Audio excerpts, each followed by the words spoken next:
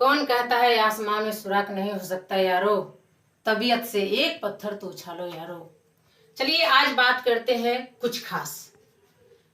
आज के वीडियो में हम आपको कुछ खास बताने जा रहे हैं जो कि हम लोग असहयोग सत्याग्रह शुरू किए हैं, असहयोग आंदोलन जो शुरू किए हैं, इसके बारे में आपको कुछ खास जानकारी देना चाहेंगे। क्योंकि हमारे सहयोगी जो है वो आंगनवाड़ी केंद्र बंद करके हड़ताल में है और हम खोल करके हड़ताल में है। कहने का मतलब है कि आईसीडीएस निदेशक महोदय के पत्रांक 5969 दिनांक 28/11/2022 के आलोक में एक पत्र निर्गत हुआ जिसमें आपको 5 घंटे का ही कर्मचारी माना गया है। उस 5 घंटे में आपको आंगनवाड़ी केंद्र खोलने से आधा घंटा पहले पहुंचना है और आंगनवाड़ी केंद्र बंद होने के आधे घंटे बाद जाना है। ये समय सारणी है, चार्ट है, जो कि साल में मौसम के अनुसार इसको चेंज किया जाता है। मान लेते हैं हम 10 से 2 ही मान रहे हैं, तो 10 से 2 में आप देख सकते हैं ये चार्ट जो बना हुआ है, इस बीच में हम बच्चे को मॉर्निंग स्नैक्स खिलाते हैं, प्रार्थना वगैरह कराते हैं। उसके बाद जो खिलौना के माध्यम से, खेल के माध्यम से उनको हम खेल खिलाते हैं, स्कूल पूर्व शिक्षा देते हैं। उसके बाद उनको हम खिला पिला करके छुट्टी कर देते हैं। यानी कि इस 5 घंटे में हम सिर्फ स्कूल पूर्व शिक्षा और गर्म पका हुआ भोजन ही उनको खिलाते हैं, मात्र 2 सेवाएं ही देते हैं। अब आप बताइए, वहीं पे पातेपुर माननीय विधायक लखिंदर कुमार जी के द्वारा विधानसभा सत्र में पूछा गया था सवाल में हमारे समय सारणी के बारे में, तो उसमें हमारे मंत्री जी का जवाब आया था कि ये अंशकालीन है, मात्र 4 घंटे ही काम करते हैं। जबकि इन्हीं के निदेशक महोदय के पत्रांक दिनांक के साथ लेटर है, उसमें हम 5 घंटे काम करते हैं। अब आपको हम बताने जा रहे हैं कि हम जो है 6 सेवाएं पे काम करते हैं। सरकार के द्वारा जो हम लोगों को 6 सेवाएं दिया गया है, जिसके अंतर्गत हम लोग काम करते हैं, वो 6 सेवाएं में आपका पहला आता है पूरक पोषाहार।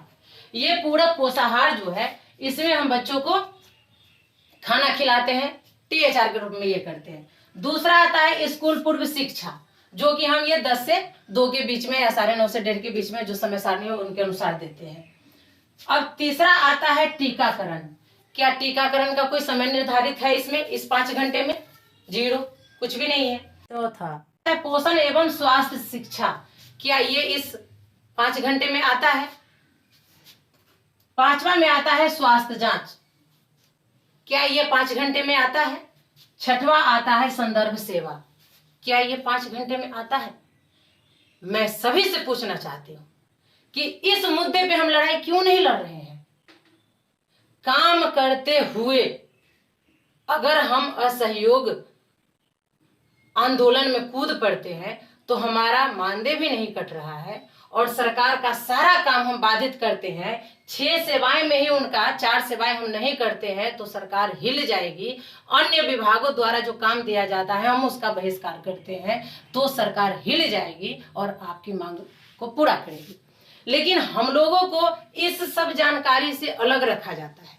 जो भाई बहन जानते भी हैं वो आगे आना नहीं चाहते हैं। कहने का मतलब है 100 में 90 जानकार है लेकिन मुंह चुप किए हुए हैं। 10 जिसको जानकारी नहीं है वो झंडा लेकर के आगे बढ़ते हैं और गाली गलौज करते हैं, वो गलत साबित करने पे रहते हैं। कुछ भारे के टट्टू लोग हैं जो अपशब्द बोलते रहते हैं, गाली देते रहते हैं।